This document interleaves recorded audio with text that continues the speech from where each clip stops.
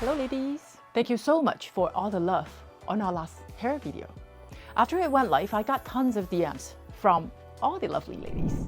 So I thought it would be a great idea to gather everything I've learned over the years from my data mindset and combine it with your head questions to make another special episode from my diva angle. This time, I dig a lot deeper to make sure covering extra why and hows from all the DMs. So don't forget to give me a thumbs up after watching. Now, first thing first, your hair is yours and mine is mine, right? While there are many hair products and treatments out there, not all of them worked on me that will work for you. Things like your genetic, lifestyle, overall health and impact, how well they will work or not. So in today's episode, let's talk about different mechanics of how each hair loss treatment works and their side effect. Very important, the side effect. Why they might happen and how to avoid them as much as possible. Again, remember, I came from the data and DNA diva point of view. I'm not a doctor nor a derm. I'm just a data girl who happened to love to poke around to the bottom of the question and try to find the patterns where it comes to my own wellness and beauty. So here I share and I found with you as reference only, okay? Let's go. As most of you might already know that I'm almost 50. Lucky, my mom has a lot of hair, lengthy and black to the length of her butt. So, I'm very lucky. I always have thicker hair too. But when I approach just past 40, that's when I have my last startup started. I shade like hell. Literally, I can make hairballs each time I wash my hair. So I panicked, of course. I try to avoid washing my hair, but you know, they smell and they get oily, right? And when it oiled, my face got rashes. So I was so frustrated. Of course, I'm on the social media like everyone else. I have to try them out. On and off, I try a few of them. Some, you know, are met and some are bad. Some is working, which I'm gonna share with you at the end. Now, last episode, I told you why you get hair loss, and this episode, I want to tell you why treatment doesn't work on you. Of course, same old, the basic hair loss is always related to hormone, it always related to genetics, environment, and nutrients, right? You're what you eat, we can't hold it. But certainly, there's other information that might be missing from your treatment. Since there's a lot of questions from the DMs about Minoxidil, I decided to research deeper and find evidence to support why it works great on some and not working for all of. All right, let's dive into something that might seem complex at first, but it's super important for hair growth treatments, our enzyme. You've probably heard about enzyme before, but today we're walking on one in particular, the SOLT1A1 enzyme.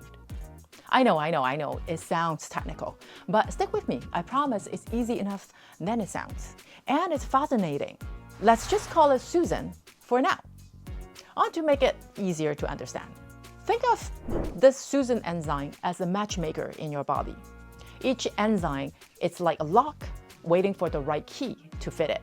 When perfect match is made, a reaction happens quickly and smoothly, just like setting up a perfect couple. Enzymes don't just make these matches, they also make the whole process easier, like planning the perfect date at a fancy restaurant to make sure everything goes off with a hinge.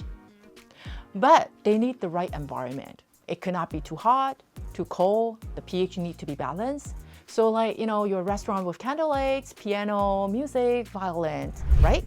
Or things aren't just right, the matchmaker slowed down and even stopped. Now let's connect the idea with the Susan enzyme, how it affects your hair growth. Just like any other enzyme, Susan is a matchmaker, but its specific job is to activate a certain molecule, like Minoxidil. Let's call it Mimi, the popular hair loss treatment. Imagine Mimi is the key and Susan help it find the lock, your hair follicles.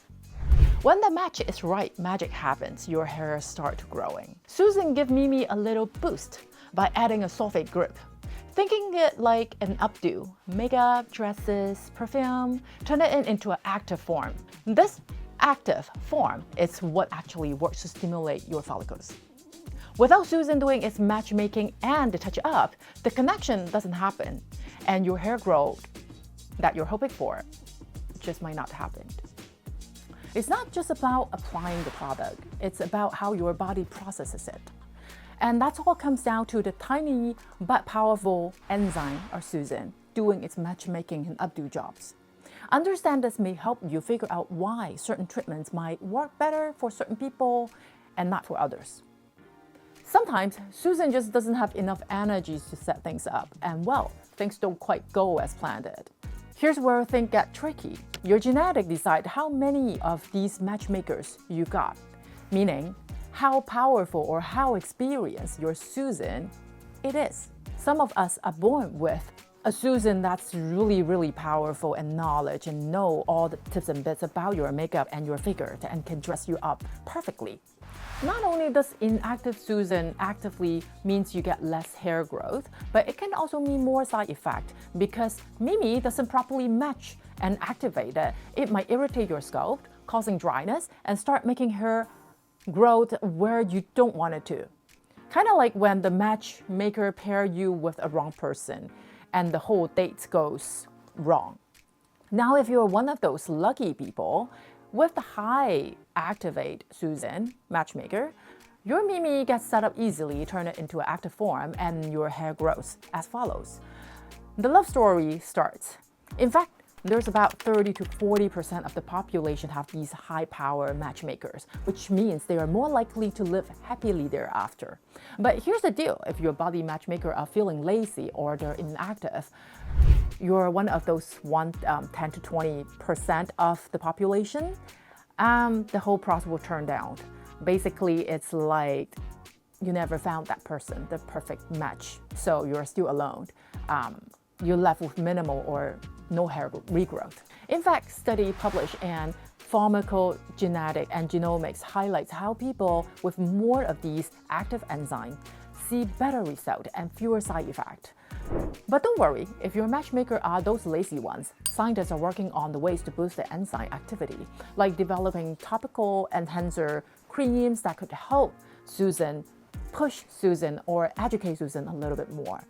And if your Mimi isn't working for you, there's other options like PRP Therapy, Microneedling, or like those, hair regrow low-level laser, which works through different mechanics and don't rely on your body's matchmakers.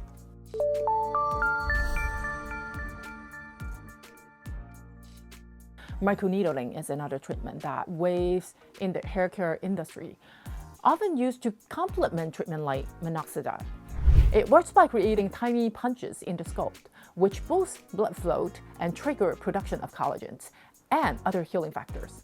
But here's how to deal with it. The response to the microneedling depends on your collagen production genes, particularly COL1A1. Basically, like myself, I have lower level of COL1A1, meaning if I got punches on anywhere on my skin, the COL1A1 is less active, so it will cause my wounds to open up longer, meaning it got irritated and infected easier rather than healing and help the hair growth. Does it make sense?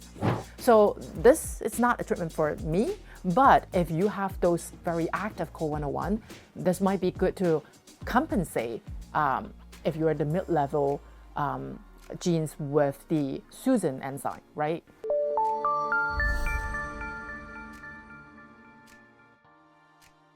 Another one of the treatment is called low-level laser therapy, which is those red light hair thingy that you always see in advertising.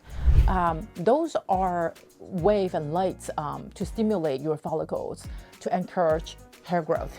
Of course, the wavelength can penetrate the right length to help the follicle to grow faster. It also comes in compensating with Mimi to help it more active. So with the punch hole and the laser and Mimi together, it could enhance the activity of the hair growth. This is a much more gentle treatment because it doesn't have any punches, it doesn't have any invasions, and it doesn't really have any chemical. So I would say most of the people can benefit from the lights, as long as you use it frequent enough. You have the power to stand using it. I think this is the one, I like it very much.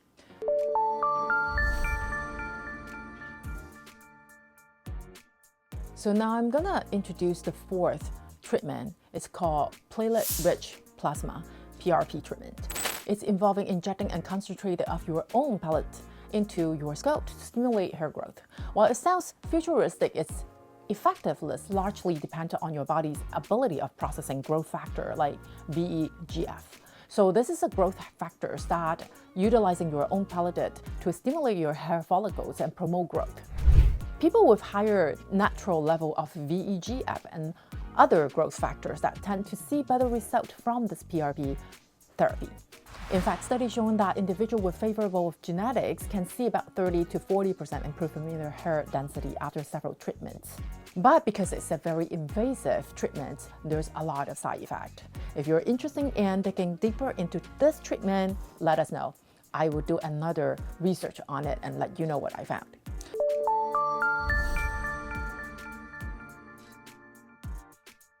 So what's the final words? Your genetics are the keys to unlock which hair treatments will work best for you and which one might just waste your time and money. Understand your genetic makeup can help you tailor your hair routine and what your body actually needs. This personalized approach means fewer side effects and better results, and a whole less frustration. So if you're serious about making the best hair possible, it might be the time for you to take a deeper look at your genes and let them guide you to the right solution. If you are looking to test for the SALT 181 genes, Susan, particularly in the context of how well you might respond to Minoxidil, one of the best options is Daniel Allen's Minoxidil response test. It costs you about $139. Turnaround time's about 6 to 8 weeks, and this test is specifically examine the level of the SALT 181 enzyme in your hair follicles, which determine whether you are likely to benefit from this treatment. There's a few more appear in my research that appear to be a better laboratory, which I'll drop all of them below if you're interested. Take a look. If you're wondering which products are best suited for your genes, my new app, Genomic, can give you a personalized rundown. Be one of the first to try out by signing up with the beta test below. Let's take this journey together with all the positions that science can offer. I will share this in the note below as well. PM me on what else you would like me to research with you. Now, out of all the mentioned treatment above, the low light laser therapy is the only one that I continue to use. That brings me most effect and less side effect. As you all know, I have severe eczema and I got rashes very easy on chemicals or punches, right? So have you tried any of the above? How's your result? And do you want to share with us? Leave me comments below. Until next time, stay fiercey, stay fabulous.